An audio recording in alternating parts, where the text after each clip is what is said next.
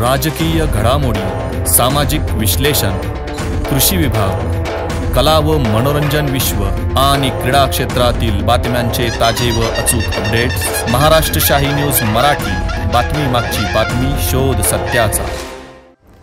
शेतकरी बंधूंनो, आमच्याकडे hi tech technology मशिनरींचा वापर करून नामांकित कंपन्यांची विविध प्रकारची रोपे ऑर्डरप्रमाणे खात्रीशीररित्या उत्तम गुणवत्ता व दर्जेदार क्वालिटीत तयार करून घरपोच मिळते। शेतकऱ्यांच्या विश्वसनीय व हमखास उत्पादन देणाऱ्या बियाण्यांचे व रोपांचे BL गांजवे अँड कंपनीच्या मळगंगा ॲग्रो हायटेक नर्सरीला आजच भेट द्या। तसेच मुंबई, पुणे, नाशिक, ओतूर, नारायणगाव, संगमनेर, चाकण यांसारख्या कृषी मार्केटच्या डेली सर्व्हिसमध्ये मिरची, गवार, भोपळे, दोडके, कोबी, फ्लॉवर, कारले, शिमला मिरची, वांगी त्या सर्व प्रकारच्या भाजीपाल्यांची खरेदी व विक्री केली जाते। आमचा पत्ता Malganga hi-tech agro nursery, Sakur फाटा जवळच, पिंपळगाव देपा, तालुका संगमनेर। संपर्कासाठी proprietor Babasaheb Ganjave Patil, mobile number 7507 35 45 21। आणि माईकचं कधी जमलंच नाही। का नाही जमलं? कारण की मी ज्या ठिकाणी चांगला कार्यक्रम असतो ना त्या ठिकाणी कदाचित बोलतच नाही, बरोबर ना मालकी भाऊ? परंतु ज्या ठिकाणी अन्याय होतो ना त्या ठिकाणी हा 100% भाऊ उपस्थित असतो। सांगायची गोष्ट अशी की सकाळी मला फोन आला मंगेश भाऊ, की सांगितलं, आईने सांगितलं, बाबा काही जास्त बोलू नको रे बाबा, काय आहे तू आपलं काम केलं तर आपण पोट भरणार आहे। पण आईला सांगितलं, आई आज माफ कर मला, कारण की तू माझी आई आहे, माझं तुला काळजी आहे, बरोबर?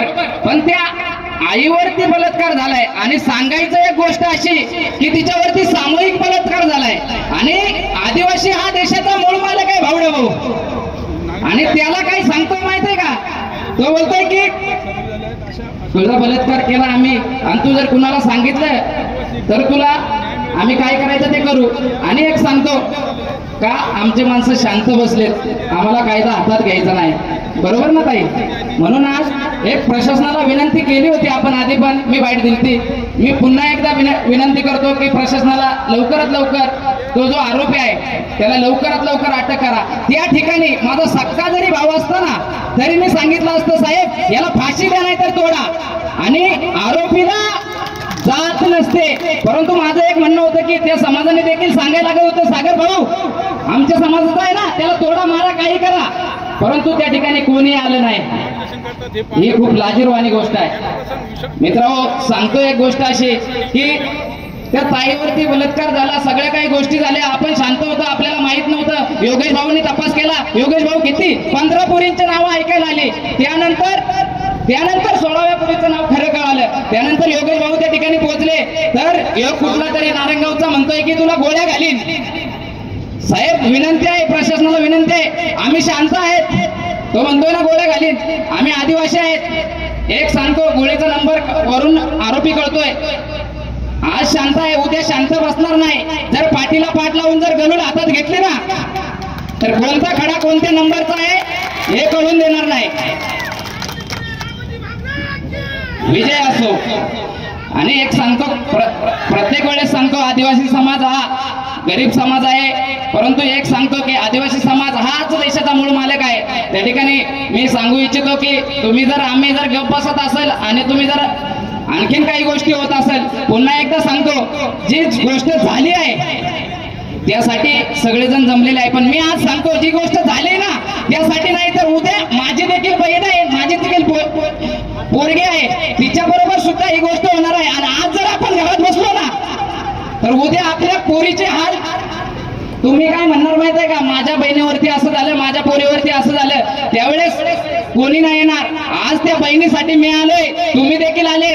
माझी विनंती आहे की सर्वांनी या आणि या नराधमाला आहे ना मोठीत मोठी शिक्षा होईल असा निश्चय करू। मी जास्त बोलत नाही, एखादा शब्द चुकेल परंतु आज चुकू दे, कारण की आज माझ्या बहिणीवरती हात उठलाय आणि पैशाचा जोर दाखवत असेल तो, आजही सांगतो पैशाचा जोर दाखव, काय करायचं ते कर, परंतु प्रशासनाला पुन्हा एकदा विनंती आहे की त्याला लवकरात लवकर अटक करा, नाहीतर आम्ही पुढचं पाऊल उचलल्यावरती आम्ही जसं काही प्रशासन तोडल्यासारखं होईल, बरोबर ना? ही वेळ आणून देऊ नका, कारण की प्रत्येक वेळेस सांगतो मित्रांनो, आपण एक म्हणतो ना, आदिवासी जागा हो आणि संघर्षाचा जागा हो।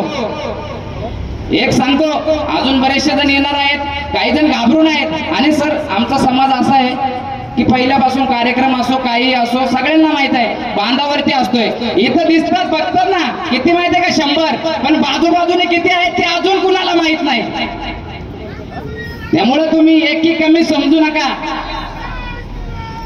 अजूनही विनंती आहे, अन्याय झालाय त्या ठिकाणी 100% तुम्ही जा, कारण की आपली बहीण घरात आहे, आपली पोरगी घरात आहे, या गोष्टी होणार आहे. आणि दर 6 महिन्याला माणूस इथून बदलून जातोय, काहीतरी कांड करून जातोय.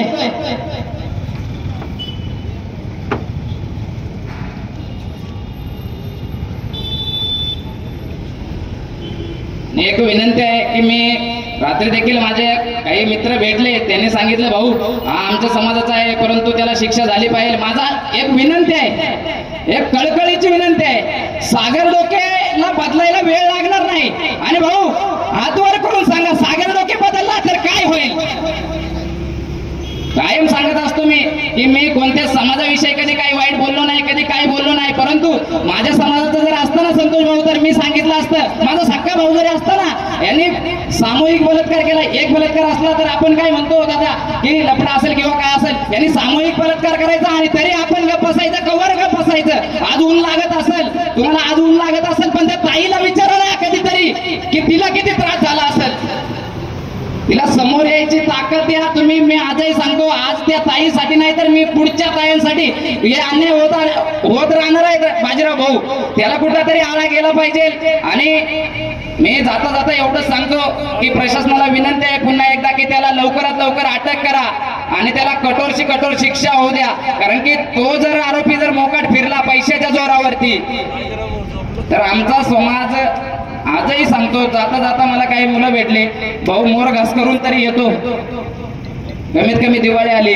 मी आजही सांगतो, सागर डोके जोपर्यंत त्या मुलीला न्याय मिळत नाही ना तोपर्यंत दिवाळी करणार नाही. तुमचं काय म्हणणं आहे.